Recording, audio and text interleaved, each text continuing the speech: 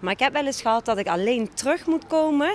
En als het dan laat is, dan voel ik me niet prettig. Vooral in de avond of zo op het station als je dan toch alleen gaat of na het uitgaan. In het OV ben ik bijvoorbeeld een keer betast in de trein. Voel jij je wel eens onveilig in het openbaar vervoer? Dan ben je helaas niet alleen. Ons provinciebestuur liet daarom onderzoek doen. En een van de opvallendste conclusies, dat is volgens statenlid Aleida Berghos dat Het onveilig voelen in stationsomgevings en in het OV een reden is voor mensen om niet met het openbaar vervoer te reizen. Om daar een einde aan te maken wil de provincie volgend jaar meer BOA's, extra personeel en een no-nummer invoeren. Maar mannen en vrouwen lijken anders te denken over wat echt helpt. Mannen willen graag poortjes en extra controleurs en vrouwen willen graag iemand in de nabijheid, aanspreekbare mensen, meer verlichting, meer schonere omgevingen. Dat leidt tot meer veiligheidsgevoel bij vrouwen dan dat bij mannen doet. Het is een volle trein, je moet staan. Ja, als iemand dan zijn kant schoon ziet, dan ziet hij zijn kant schoon. Daar doe je niet zoveel aan.